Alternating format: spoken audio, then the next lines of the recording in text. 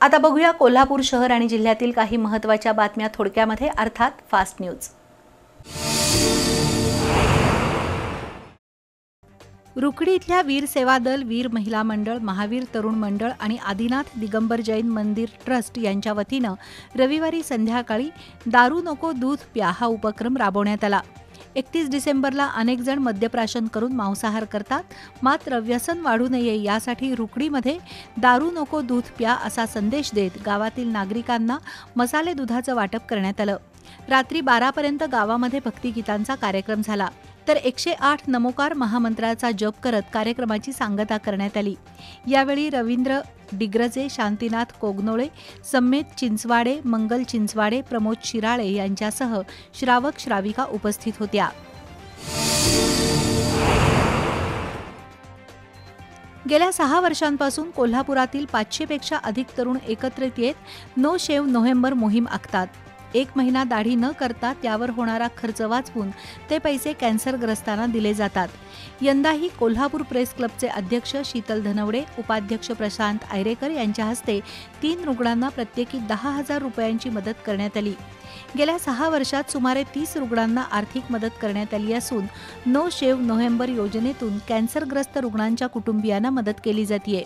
यावेळी शेखर पाटील, दर्शन शहा, गीतेश डकरे, ओंकार सोनवणे, पंकज कोकणे उपस्थित होते। इचलकरंजीमध्ये प्रथमच 108 कुंडीय श्री गणपती महायज्ञाचं आयोजन करण्यात आलंय। सनातन ज्ञानपीठ प्रचार समितीचे गोविंद बजाज यांनी याबद्दलची माहिती दिली।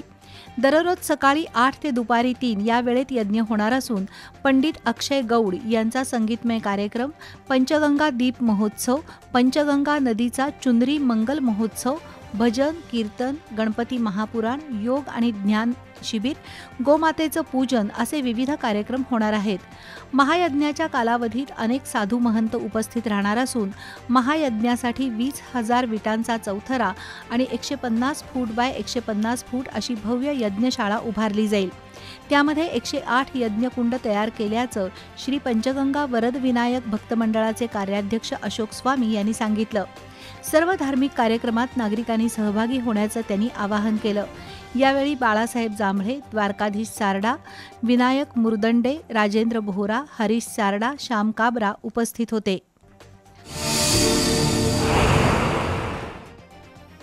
22 जानेवारीला राम जन्मभूमी अयोध्येमध्ये रामललाच्या मूर्तीची प्रतिष्ठापना होणार आहे।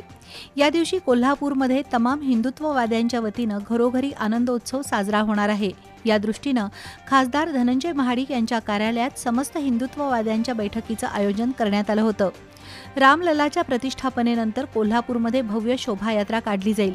तसंच कोल्हापूरच्या ऐतिहासिक दसरा चौकात प्रभू रामचंद्रांचं 108 फुटी कटआउट उभारलं जाणार आहे। तसंच रामभक्तांसाठी महाप्रसादाचं नियोजन केलं जाईल असं खासदार धनंजय महाडिक यांनी सांगितलं। यावेळी माजी नगरसेवक सत्यजित कदम, संग्राम निकम यांच्यासह सकल हिंदू समाज आणि हिंदुत्ववादी संघटनांचे पदाधिकारी उपस्थित होते।